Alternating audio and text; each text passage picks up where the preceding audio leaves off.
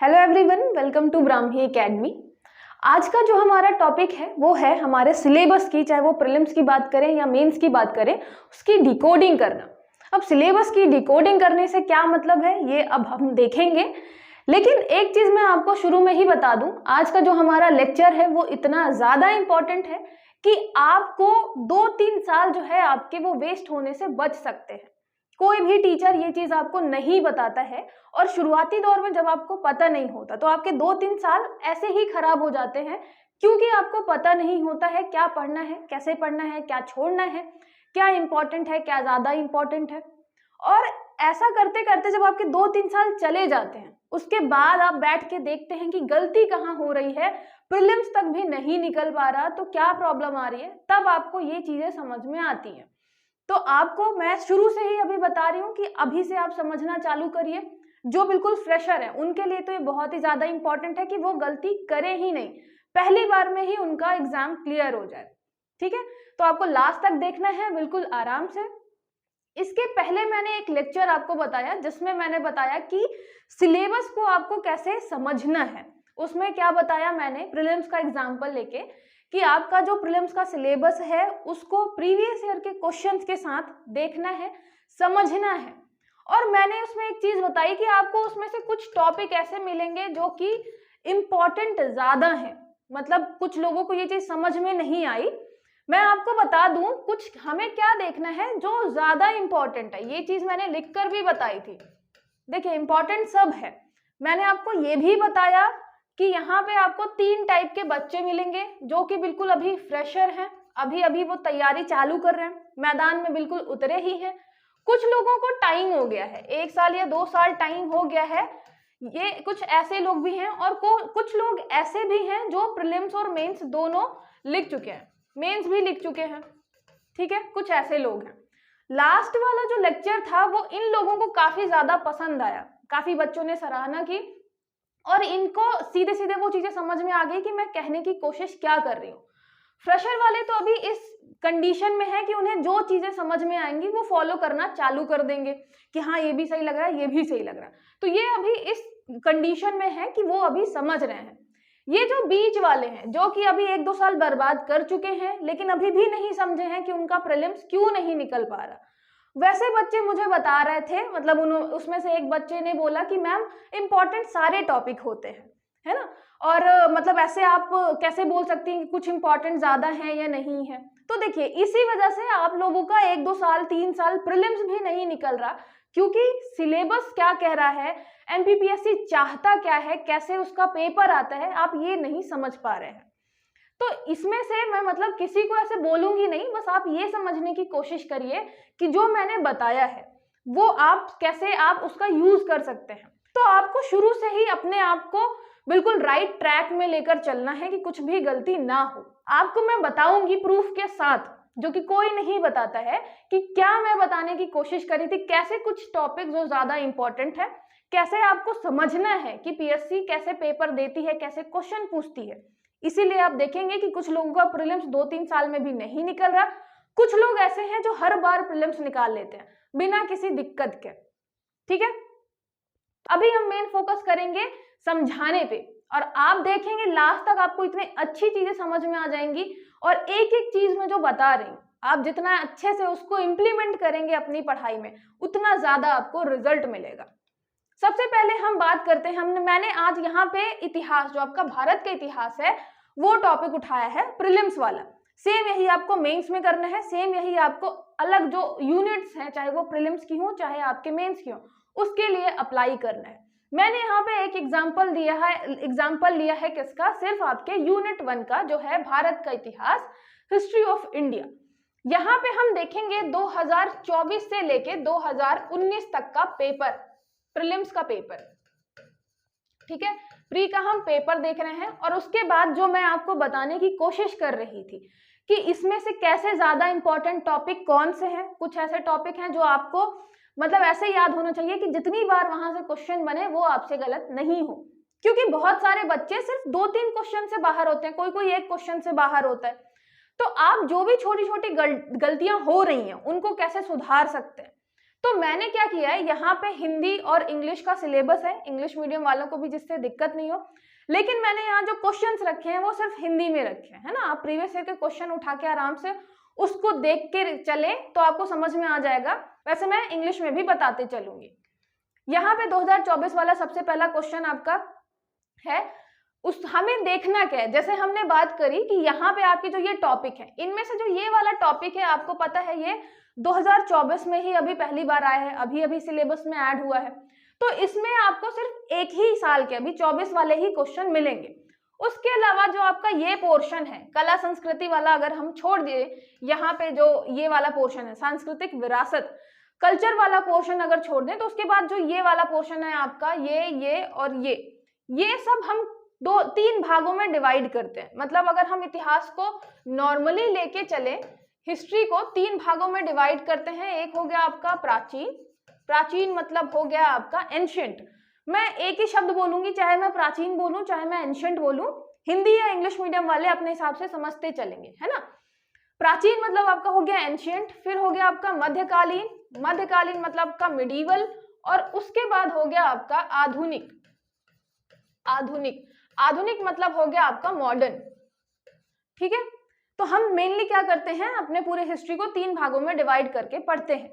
अब आपको यहाँ पे देखना है, मैं आपको क्वेश्चन पेपर भी दिखाऊंगी कि मध्यकालीन वाला जो है वहां से आपके 1 से 2 क्वेश्चन आते हैं। अगर हम एवरेज लेके चल रहे हैं कि हर यूनिट से 10 क्वेश्चन आएंगे, ठीक है, इतने देखने को मिल जाते हैं आपके हिस्ट्री में।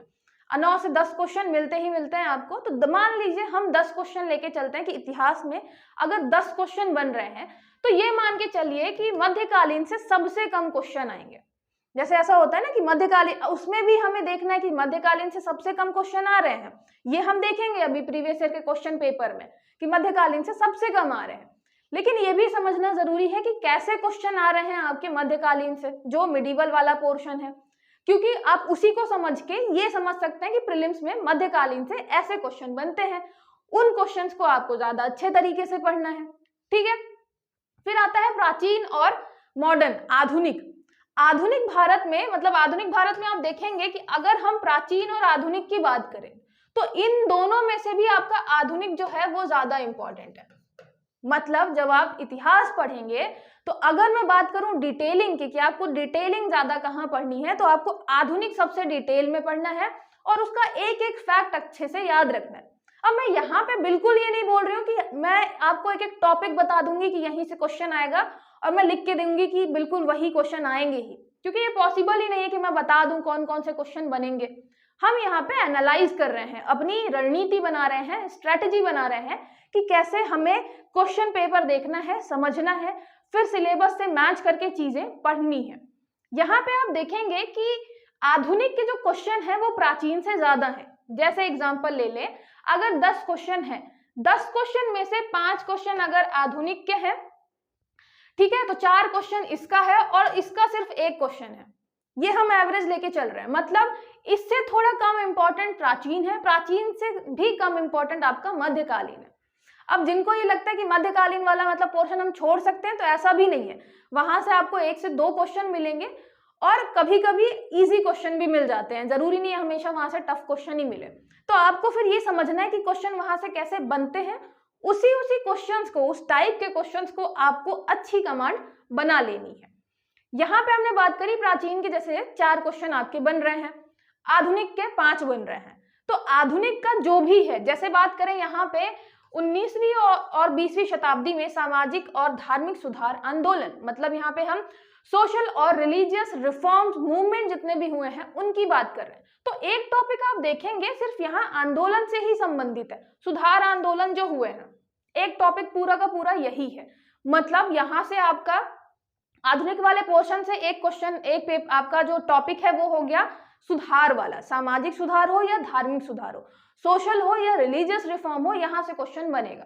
एक आपका टॉपिक है स्वतंत्रता संघर्ष, मतलब आपका जो इंडिपेंडेंस के लिए आपने जितना भी स्ट्रगल किया, उसके अलावा भारतीय राष्ट्रीय आंदोलन, जितने भी उस टाइम पे नेशनल मूवमेंट्स हुए हैं वो। फिर आता है यहाँ पे स्वतंत्रता के पश्चात भारत का एकीकरण और पुनर्गठन, तो ये आफ्टर इंडिपेंडेंस है, लेकिन इसको भी हम मॉडर्न वाले ही चैप्टर में लेके चलते हैं। यहाँ से आपका एक क्वेश्चन आता है, वो भी एकीकरण या पुनर्गठन से संबंधित एक क्वेश्चन पूछ लिया जाता है। मतलब आपको दो जो मेन मिले, यहाँ पे दो कौन कौन से मिले, एक तो ये मिला और एक ये मिला, स्वतंत्रता संघर्ष के बारे में सारी चीजें। और आप यहाँ पे जब क्वेश्चन देखेंगे तो ये भी आपको एनालाइज करना है कि क्वेश्चन स्वतंत्रता संघर्ष में भी क्वेश्चन क्या है, कितने डिटेल में जाता है। इसीलिए मैंने बोला कि आपको मॉडर्न वाला पोर्शन सबसे डिटेल में पढ़ना है, जो फ्रेशर वाले हैं, बिल्कुल ताजे नए नए आए हैं, उनको सब डिटेल में पढ़ना है। ये चीज आपको तब काम आएगी जब लास्ट में पेपर के टाइम आप रिवाइज करेंगे। रिवाइज करने के दौरान आप देखेंगे कि आपको ज्यादा फोकस किस पे करना है। मान लीजिए आपके पास टाइम कम बच रहा है, रिवीजन आपको बहुत सारा करना है, तो फिर आपको जहां फोकस ज्यादा करना है वो है आधुनिक जो आपका भारत है उससे संबंधित कोई भी चीज नहीं छूटनी चाहिए। उसके बाद आता है आपका प्राचीन, फिर उसके बाद आता है मध्यकालीन। ठीक है, अब बात रही इस वाले टॉपिक की कि ये वाला जो टॉपिक है यहाँ से इस बार 2 से 3 क्वेश्चन पूछे गए हैं। 4 क्वेश्चन आप मान लीजिए, तो यहाँ से 2 से 3 क्वेश्चन आपका एक टॉपिक से पूछा गया, क्योंकि यहाँ पे टॉपिक भी काफी सारे हैं। तो यहाँ से अगर हम बात करें, इसको लेकर चल रहे हैं कहाँ पे हम, प्राचीन भारत वाले में, है ना, एंशियंट में लेकर चल रहे हैं। तो एंशियंट से 2 से 3 क्वेश्चन यहीं से पूछा गया है, और अभी सिर्फ हमारे पास 1 साल का डेटा है, इसलिए हम ज्यादा कुछ नहीं कह सकते। इनके बारे में तो हमें पता है कि भैया 3-4 सालों का हमने देखा, एनालाइज किया, जिसमें से आधुनिक हमारा ज्यादा इंपॉर्टेंट है, मध्यकालीन सबसे कम इंपॉर्टेंट है, प्राचीन हमारा दूसरे नंबर पे आता है। अब बात आती है यहाँ पे, जैसे आप यहाँ पे आगे बढ़ेंगे तो क्वेश्चंस की बात आती है। मैं यहाँ पे क्वेश्चन आपको सॉल्व नहीं करा रही हूँ, तो ये नहीं फोकस करिएगा कि इसका आंसर क्या होगा, वो हम अलग लेक्चर में देखेंगे। यहाँ पे हम फोकस करेंगे क्वेश्चन बने कैसे हैं और कितने क्वेश्चन पूछे गए हैं आपके आधुनिक के, मतलब मॉडर्न के या मिडीवल के या एंशियंट के। एक आपका है ये वाला ऐतिहासिक उपन्यास दुर्गेश नंदिनी के लेखक कौन है ना, ये आपका मॉडर्न का क्वेश्चन है। यहाँ पे पूछा गया है नॉवेल दुर्गेश नंदिनी के बारे में, एक क्वेश्चन ये हो गया। दूसरा क्वेश्चन यहाँ पे है ब्रह्म समाज, ये आप देख ही रहे हैं, सोशल रिफॉर्म की हम बात कर रहे हैं। ब्रह्म समाज का ये प्रधान आचार्य किसने नियुक्त किया था, केशव चंद्र सेन को, है ना। ये आपका दूसरा क्वेश्चन हो गया मॉडर्न से रिलेटेड। तीसरा क्वेश्चन हो गया गांधी जी ने किस आंदोलन के समय वेल्स के राजकुमार का बहिष्कार करने का आह्वान किया, है ना। मतलब गांधी जी ने किस आंदोलन के टाइम पे बोला था, तो ये आपका राष्ट्रीय आंदोलन से रिलेटेड हो गया। ये आपका तीसरा क्वेश्चन हो गया।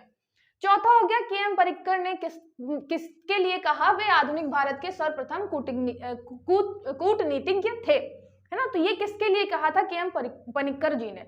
तो यहाँ पे ये हो गया आपका चौथा क्वेश्चन।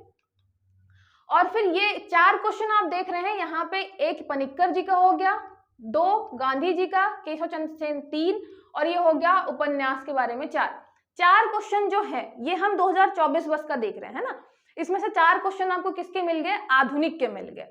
उसके बाद हम देखेंगे यहां से वेद से चालू होता है, जो आपका पहला यूनिट है, पहली जो सब यूनिट थी जिसमें संकल्पना और विचार वाला पोर्शन नया ऐड हुआ है, वहां से एक क्वेश्चन आपको मिला कि यहाँ पृथक सभा और समिति पहली बार कब घोषित की गई थी, है ना, किस वेद के अंतर्गत आई थी।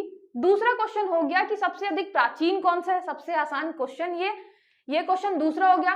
तीसरा हो गया क्षत्रिय वर्णों के उपनयन संस्कार के समय किस मंत्र के संपादन का प्रावधान है, ये आपका डिटेल क्वेश्चन हो गया। ऐसे क्वेश्चन किसी से भी नहीं बन रहे हैं, आप तुक्का मार रहे हैं, सब तुक्का मार रहे हैं, तो आपको इनके लिए परेशान नहीं होना। ये आपका क्या हो गया, तीसरा क्वेश्चन हो गया। चौथा क्वेश्चन आपका हो गया अष्टांग योग के अंतर्गत किसे अंतरंग साधना कहा जाता है। तो ये आपका अष्टांग योग वाला जो है ये भी आपका किस में आएगा, ये भी आएगा आपका प्राचीन में भी। तो 4 क्वेश्चन जो हो गए वो किससे रिलेटेड हो गए, आपके जो संकल्पना और विचार वाला पोर्शन ऐड हुआ है वहां से। तो आप देखेंगे कि जैसे ही नया सिलेबस चेंज हुआ है, 1 साल का हम पेपर अगर एनालाइज करें तो उसमें ये पता चल रहा है कि आपका जो संकल्पना और विचार वाला जो टॉपिक है, जिसमें काफी सारे आपके दिए हुए हैं टॉपिक उसके अंदर, तो वहां से आपसे 3 से 4 क्वेश्चन बन सकते हैं। वो आएगा किसमें, प्राचीन भारत में आएगा, और वहां से 3 से 4 क्वेश्चन बन सकते हैं। तो फिर आपको उसको उस हिसाब से तैयार करना है कि वहां से एक क्वेश्चन जो है, जैसे अंतरंग साधना वाला जो है ये भी थोड़ा डिटेल क्वेश्चन है, तो आपको ऐसा है कि भाई 2 क्वेश्चन सरल आएंगे, 2 क्वेश्चन कठिन आएंगे।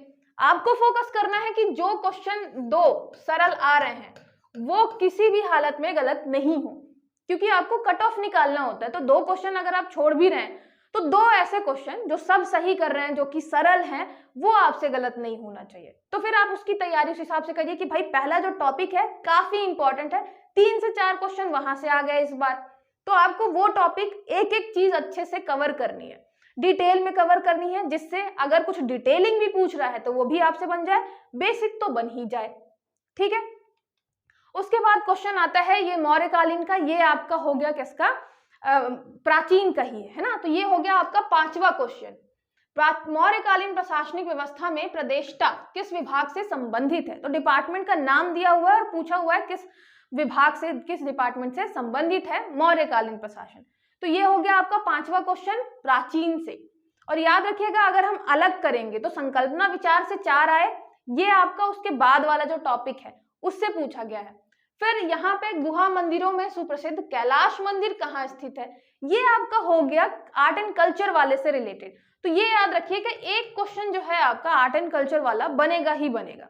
जो 2 टॉपिक नए ऐड हुए हैं, पहले टॉपिक से तो 4 क्वेश्चन आ गए, ये जो दूसरा सब टॉपिक है आपका, यहाँ से 1 क्वेश्चन है। मतलब आपको आर्ट एंड कल्चर जो भी पढ़ना है, कला और संस्कृति वाला आर्ट एंड कल्चर, वहां से आपको 1 क्वेश्चन देखने के लिए मिलेगा।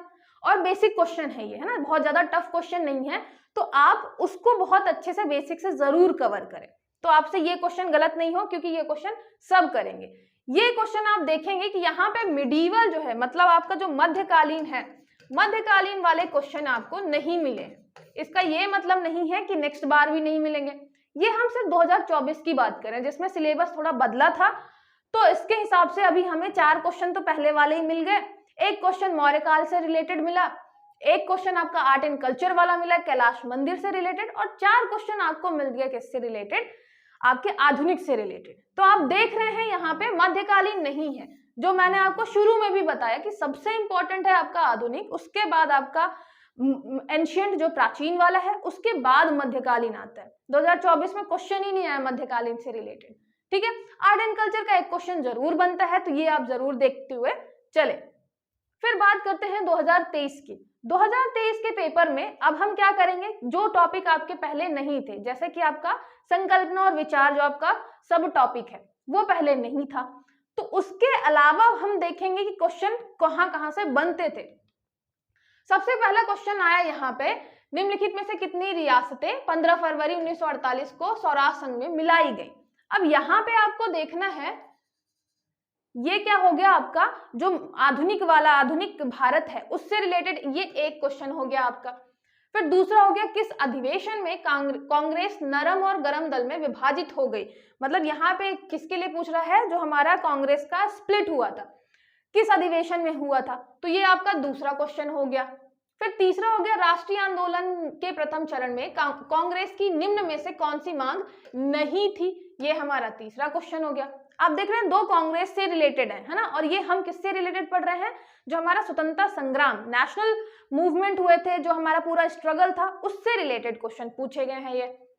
फिर हो गया, किसके द्वारा प्रथम बार पाकिस्तान शब्द का प्रयोग किया गया था, ये आपका चौथा क्वेश्चन हो गया। अब देखिएगा हम यहाँ पे आधुनिक की बात कर रहे हैं, आधुनिक में आपको 4 क्वेश्चन मिल गए हैं। उसके बाद निम्नलिखित में से किसके द्वारा महाराष्ट्र में गणेशोत्सव प्रारंभ किया गया था, तो यहाँ पे आपका ये 5वां क्वेश्चन हो गया, जो किससे रिलेटेड हो गया, आधुनिक से रिलेटेड हो गया। ठीक है, फिर निम्नलिखित में से किस वर्ष में लॉर्ड विलियम बेंटिक द्वारा प्रेस स्वतंत्रता प्रदान की गई थी, ये आपका 6वां क्वेश्चन हो गया। अब देख रहे हैं 6 क्वेश्चन हो गए जो हमारे आधुनिक से रिलेटेड है। यहाँ पे बुंदेलखंड और बघेलखंड को जोड़कर कौन सा प्रदेश अस्तित्व में आया था, ये आपका जो एकीकरण वाला टॉपिक है, आप वहां से रिलेट कर सकते हैं, या फिर ये क्वेश्चन आपका मध्य प्रदेश वाले सेक्शन में भी जा सकता है। तो एकीकरण वाले में भी अगर देखें तो ये आपका हो गया 7, है ना। यहाँ पे आप देख रहे हैं स्टार्टिंग के 6 से 7 क्वेश्चन जो है 2023 में आपके किससे मिल गए थे, सिर्फ और सिर्फ आधुनिक से आए थे, आधुनिक भारत से।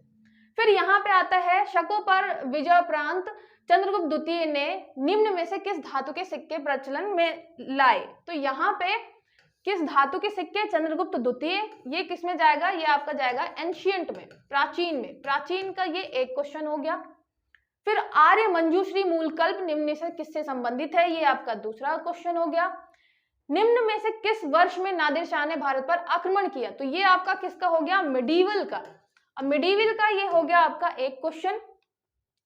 और यहाँ पे 2000 जो हम बात कर रहे थे किसकी? 23 की, तो वहां पे मिडीवल जो है वहां से एक क्वेश्चन आया, एंशियंट से 2 आए, और आपके 7 क्वेश्चन जो है वो कहां से आ गए थे? मॉडर्न से आ गए थे, है ना, आधुनिक भारत से आ गए थे। तो आप यहाँ पे देख रहे हैं कि कितना ज्यादा इंपॉर्टेंट है, मतलब मॉडर्न का जो आपका वेटेज है वो बहुत ज्यादा कभी कभी चला जाता है।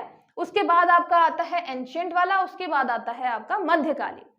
अब यहाँ पे हम 2022, 2020 ये सारे देख लेते हैं, उसके बाद ये देखेंगे, एक आपको चीज समझ में आएगी कि कैसे क्वेश्चन बार बार पूछे जा रहे हैं। अगर हम आधुनिक की भी बात करेंगे तो आधुनिक में भी कैसे क्वेश्चन बार बार आ रहे हैं। उसके अलावा अगर हम मिडीवल की बात करें, मध्यकालीन की, तो मध्यकालीन में कैसे क्वेश्चन आ रहे हैं। जैसे यहाँ पे आया नादिर शाह के बारे में कि नादिर शाह ने आक्रमण कब किया था। सिंपल सा क्वेश्चन है आपका ये, मतलब यहाँ पे युद्ध से संबंधित जितने भी क्वेश्चन है, किसने कब किस पे आक्रमण किया, आपके गजनवी से लेके नादिर शाह जितने भी आए हैं उन सब का ईयर पूछ सकता है ना। एक चीज आपको इससे समझ में आ रही है। 2022 में आया, निम्नलिखित में से किस स्तूप के तोरण द्वार पर अशोक और उनकी 2 रानियों के साथ बोधि वृक्ष तीर्थ यात्रा का अंकन मिलता है? मतलब यहाँ पे हम बात कर रहे हैं किसकी? स्तूपा की। किस स्तूपा में हमें ऐसा अशोक और उनकी बीवियों के बारे में मिलता है? तो ये आपका एक क्वेश्चन हो गया किससे रिलेटेड? प्राचीन से रिलेटेड, है ना, एंशियंट से रिलेटेड। फिर दूसरा क्वेश्चन, किसी स्थान पर बौद्ध गुफाएं स्थित नहीं है, ये आपका दूसरा क्वेश्चन हो गया जो आपके प्राचीन से रिलेटेड है।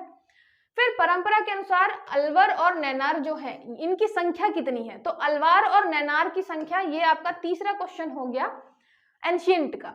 फिर संथाल विद्रोह, यहाँ पे ये आता है किसका? मॉडर्न का, आधुनिक का। तो ये 3 क्वेश्चन याद रखिएगा, ये किसके हो गए? हमारे प्राचीन के। संथाल विद्रोह, विद्रोह देखिए पूछ रहा है पहले, मतलब जैसे आपका टॉपिक था उसमें आप देख रहे हैं स्वतंत्रता संग्राम, तो जितना भी स्ट्रगल है उसमें आपके सारे विद्रोह भी आते हैं। और 2000 आप देख रहे हैं 22 से, जैसे संथाल विद्रोह हो गया, उसके अलावा भी जितने पुराने पेपर हैं कोई ना कोई विद्रोह जरूर पूछा जाता है।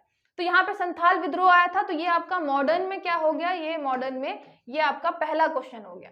दूसरा क्वेश्चन हो गया प्रार्थना समाज के बारे में। यहाँ पे आप फिर देख रहे हैं कि आपका रिफॉर्म पूछा हुआ है। दूसरा क्वेश्चन हो गया प्रार्थना समाज की स्थापना में हुई थी, कहाँ हुई थी। जैसे मैंने आपको बताया था कि प्रार्थना जैसे समाज पूछा हुआ है, तो या तो पूछेगा संस्थापक कौन है, फाउंडर कौन है, या तो पूछेगा मतलब स्थापना हुई कहाँ थी, किस स्थान पे हुई थी, एरिया बताइए, या पूछ सकता है कब हुई थी, तो ईयर आपको बताना पड़ेगा। तो ऐसे 2-3 टाइप के क्वेश्चन बनते हैं जब हम पढ़ेंगे प्रार्थना समाज को, सोशल रिफॉर्म या उसके अलावा रिलीजियस रिफॉर्म की बात करें।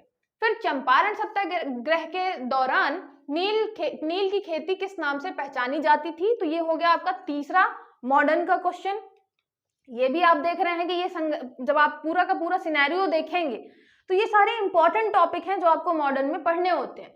फिर भारत छोड़ो आंदोलन किस तिथि को शुरू हुआ था? ये हो गया आपका चौथा क्वेश्चन, सीधे सीधे डेट पूछी हुई है। फिर परमहंस मंडली की स्थापना किस राज्य में हुई थी? ये हो गया आपका 5वां क्वेश्चन।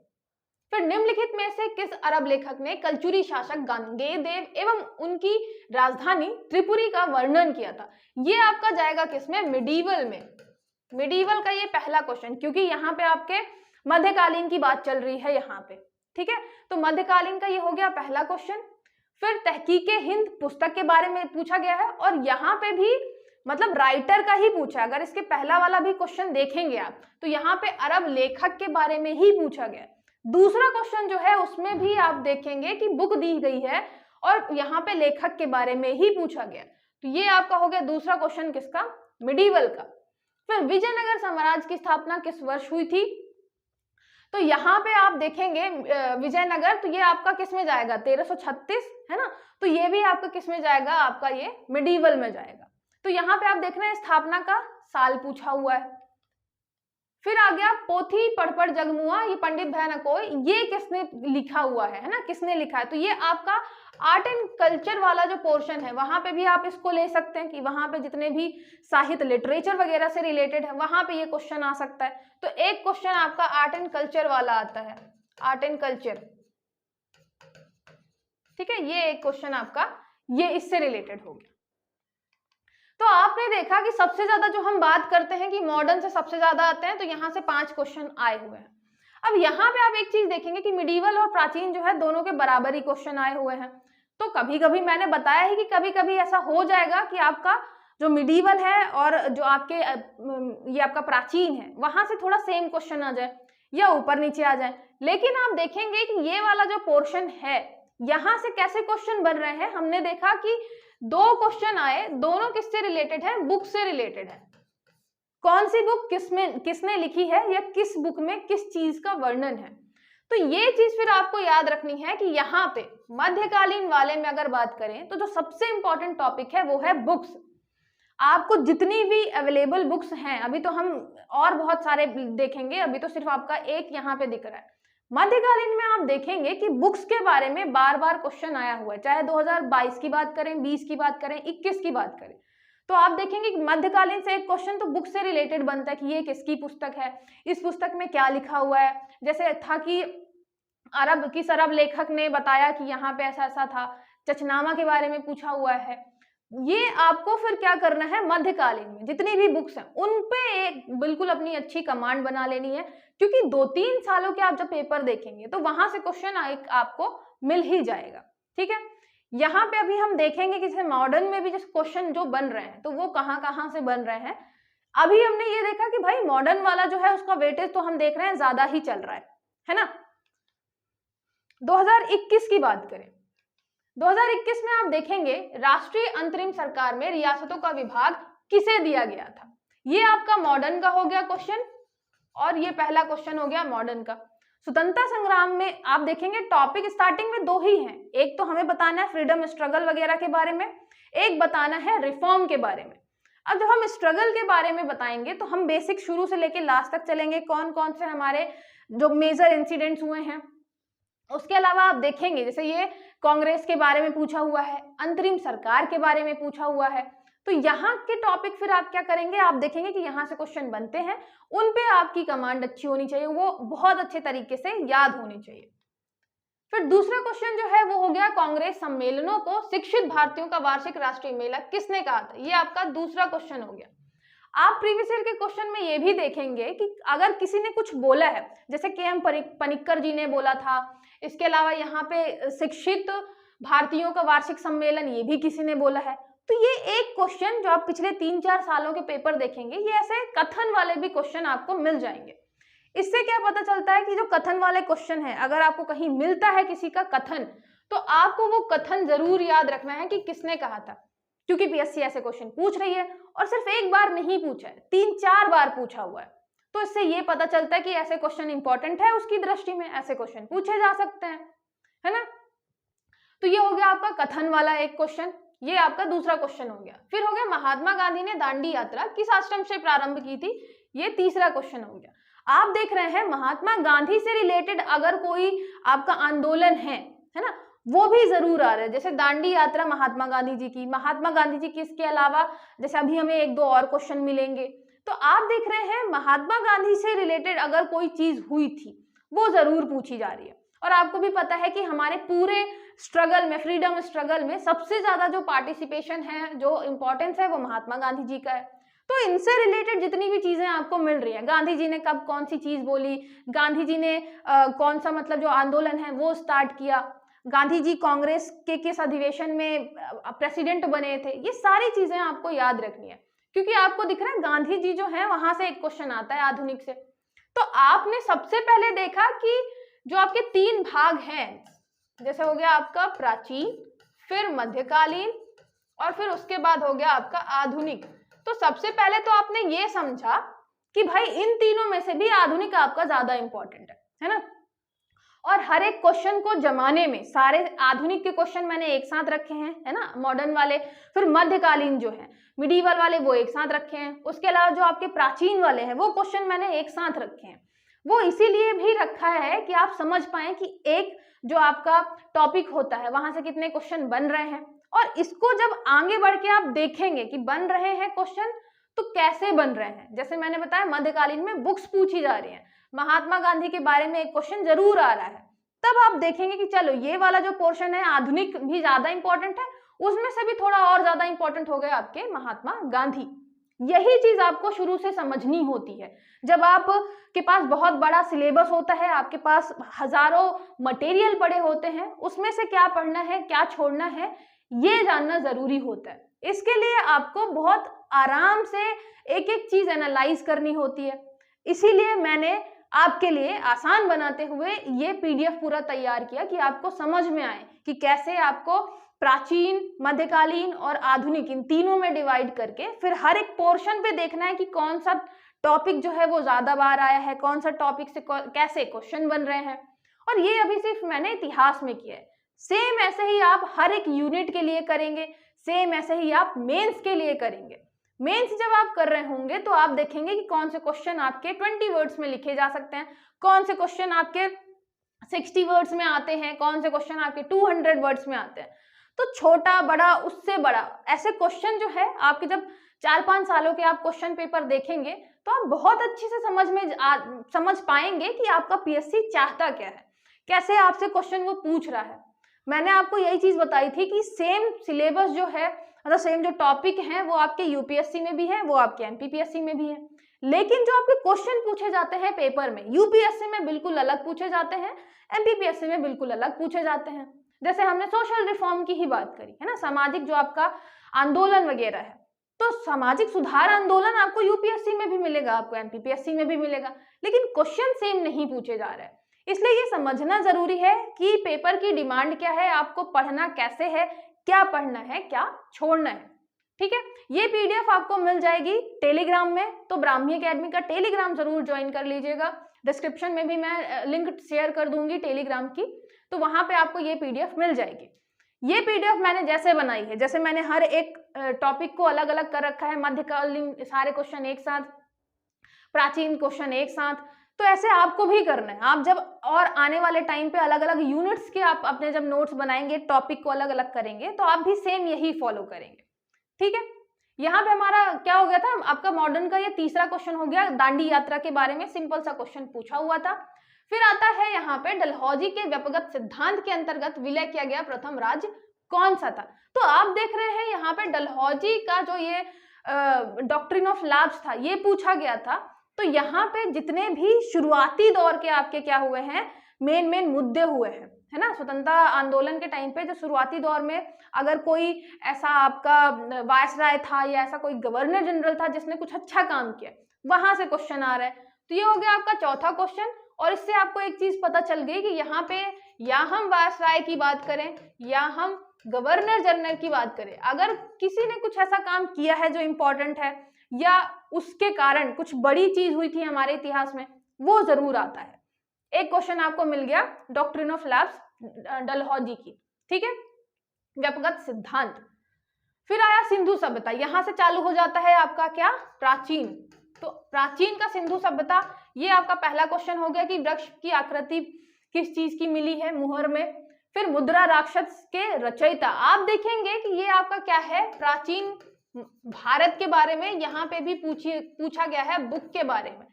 मतलब आपकी बुक्स जो हैं, चाहे वो प्राचीन में हो चाहे मध्यकालीन में हो, इंपॉर्टेंट है। और दुर्गेश नंदिनी आपको कहाँ पे मिले था, 2024 में।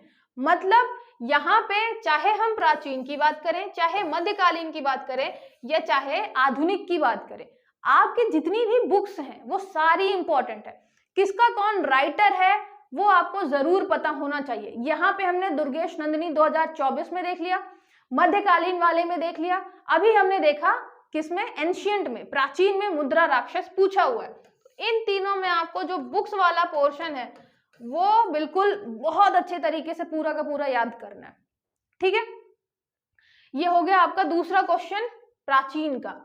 फिर किसकी प्रशासनीय प्रणाली की अद्वितीय विशेषता है, यहाँ पे ये हटाना पड़ेगा, विशेषता ग्राम स्वायत्तता का विकास थी। मतलब यहाँ पे जो आपका गांव पे जो भी चल रहा था एडमिनिस्ट्रेशन वगैरह, किसका सबसे अच्छा था उसके बारे में है। तो आपको पता है चोलों का था। तो ये हो गया आपका प्राचीन का ये तीसरा क्वेश्चन।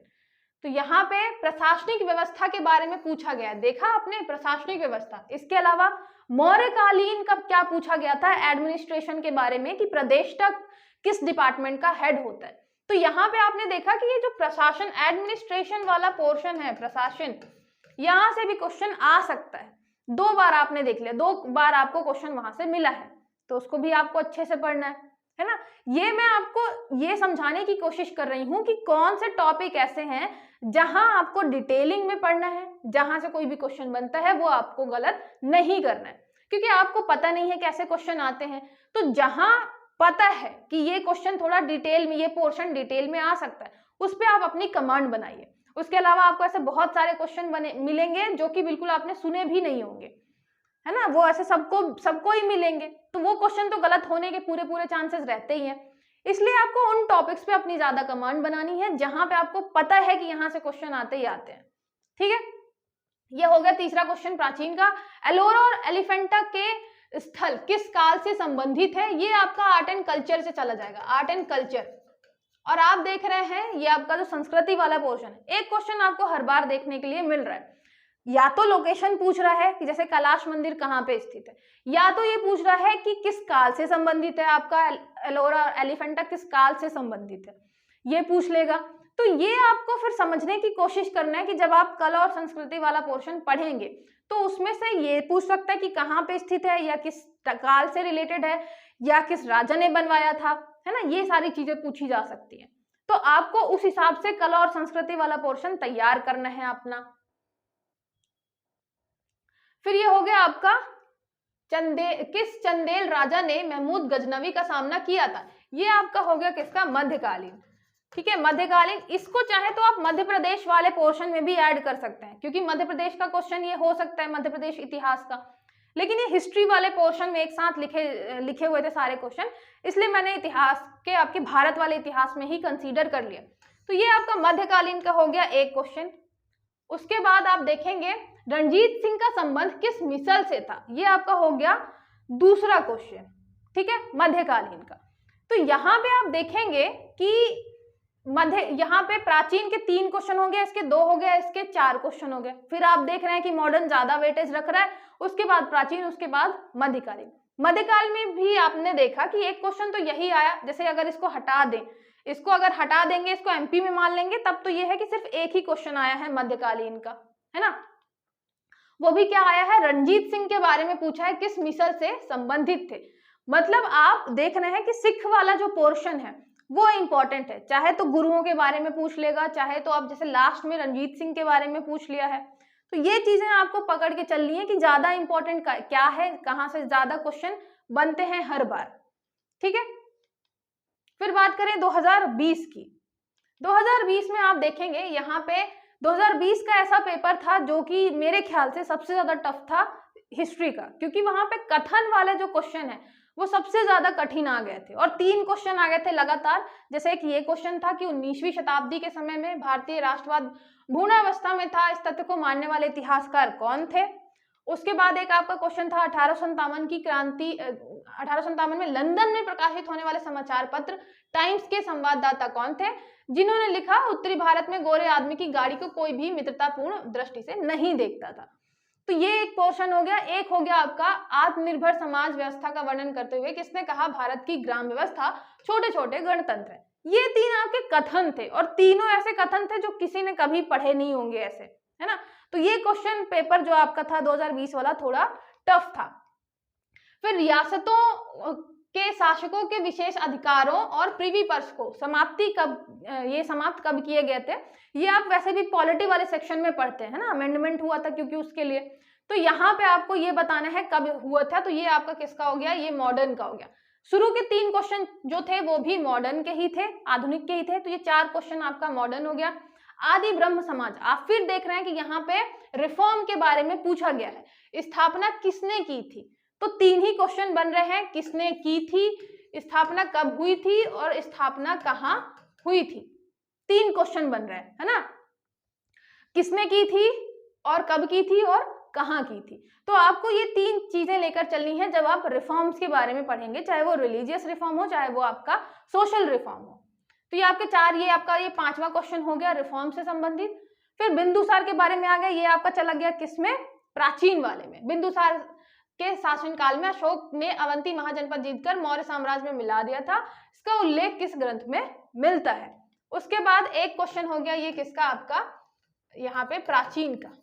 ये चचनामा से रिलेटेड है। चचनामा के अनुसार 6वीं और 7वीं शताब्दी में सिंधु देश की राजधानी क्या थी।